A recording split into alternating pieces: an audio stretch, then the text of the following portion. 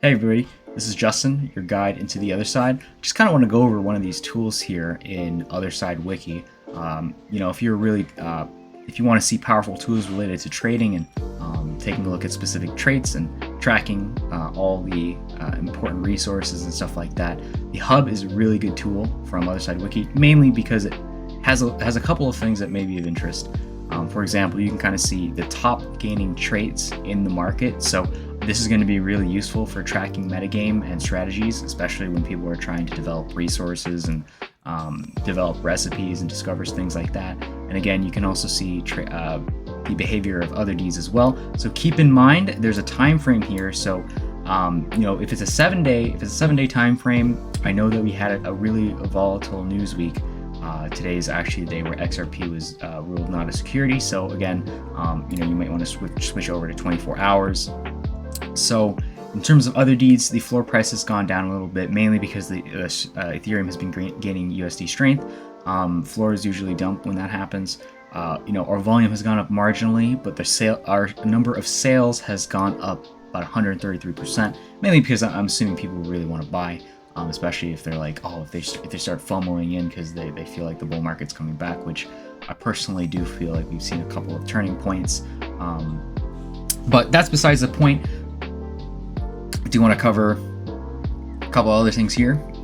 It seems like we can take a look at quotas as well, but if you kind of want to take a look at, let's just go ahead and click resources. This is going to show you the behavior of all of the resource tiers, resource environments, where their floor is the change in price, the number of listings, listing changes, and number of owners and supply. So again, if you wanted to just go ahead and just click by I would say supply or rarity, it seems like dimensional is very, very rare. Fragmentia, Stonecrop, Galactica, Sporosite, these are really highly super rare type resources that are only going to be in existence about 150 to anywhere from 100 to 300, and so on and so forth as you scroll down. So obviously the most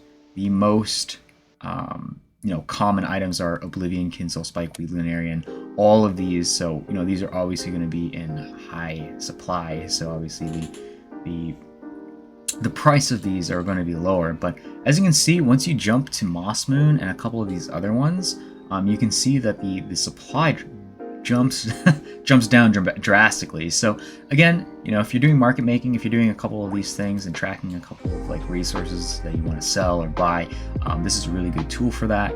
Again, you can also click on artifacts too, so it'll actually cover everything related to artifacts. And again, a lot of these aren't in high supply, mainly just because they're spread thin across the other side. So, and there's only one Pandora's box, or maybe one mystery potion, or maybe one mirror. But again, sometimes there's 6 of these relic book pages, or maybe 5 of these yellow obelisks. I don't know. We actually have no idea how any of these artifacts are going to work. But again, if you want to speculate, if you want to go try a hand at picking one up, obviously take a look at this. It's going to be probably useful to you. Again, we can go over to environments. We can kind of see, hey, what has benefited the most in this particular last 7 days? It seems like Splinter, Mycelium, Acid, Crystal, Shadow.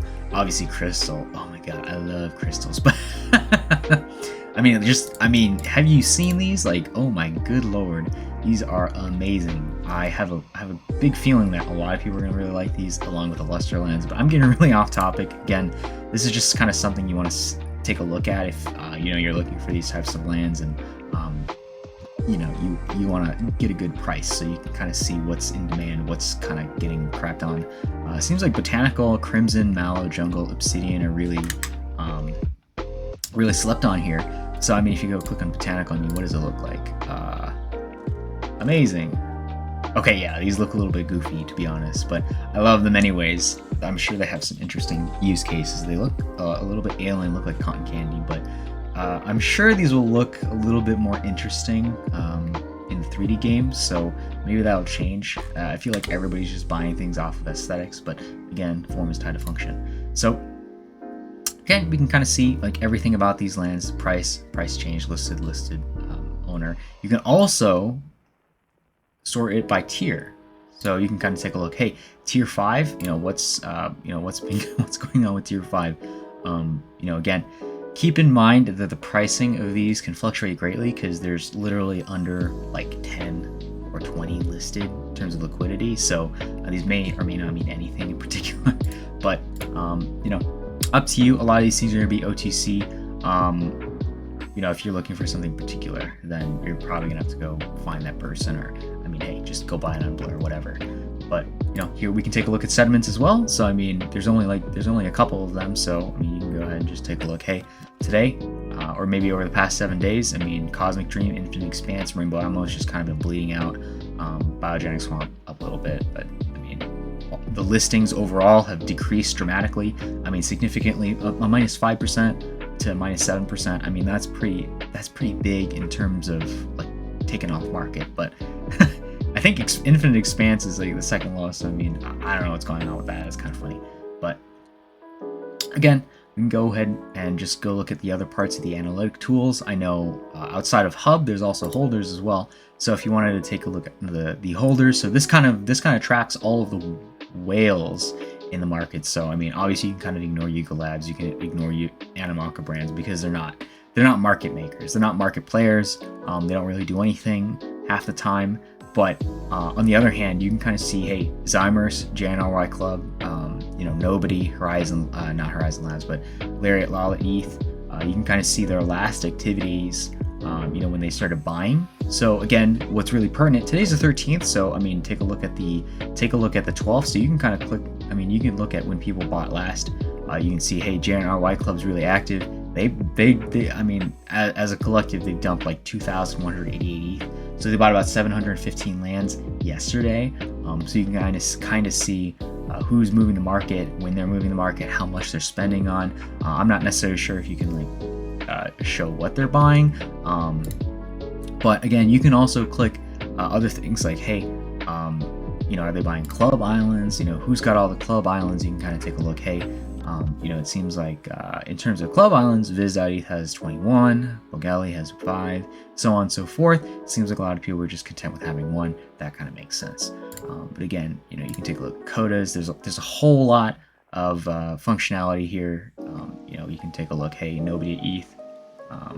Who was active yesterday to buy quotas? Seems like CodaTribe.eth was active today buying quotas. Seems like he did 96 in terms of, is that volume?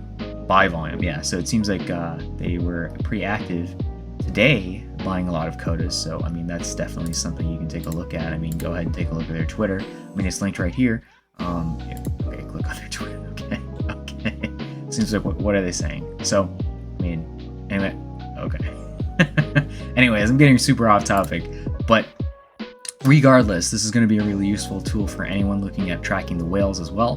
The second to last tool I really wanted to take a look at was the charts. This may not be too obvious in other platforms like OpenSea or OpenSea Pro. If you want really more like a trader experience, then this is probably something that you want to take a look at. Again, you can't necessarily change the Y or X axis, but this is just kind of the whole history of OtherDeeds. May 6 point. That's a lot of ETH. Just kind of been dumping off in this bear market. Just getting brutalized here. We had its bottom here too. So about 0.82, but now we're literally at 0.44 just because the OtherDeed expanded. All that stuff happening, but hey, this is honestly a really useful tool, especially if you want to track moving averages and see whether we're in a bull or bear market. Excuse me. But again, what's really nice about this chart is that it's not only it can do more than just the floor price. So if you want to take a look at specific environments, you can click on that. Let's say if you're interested in crystal lands, then you may find that, okay, is that correct? You may find that the lowest crystal land is 0.53 ETH. Is that right?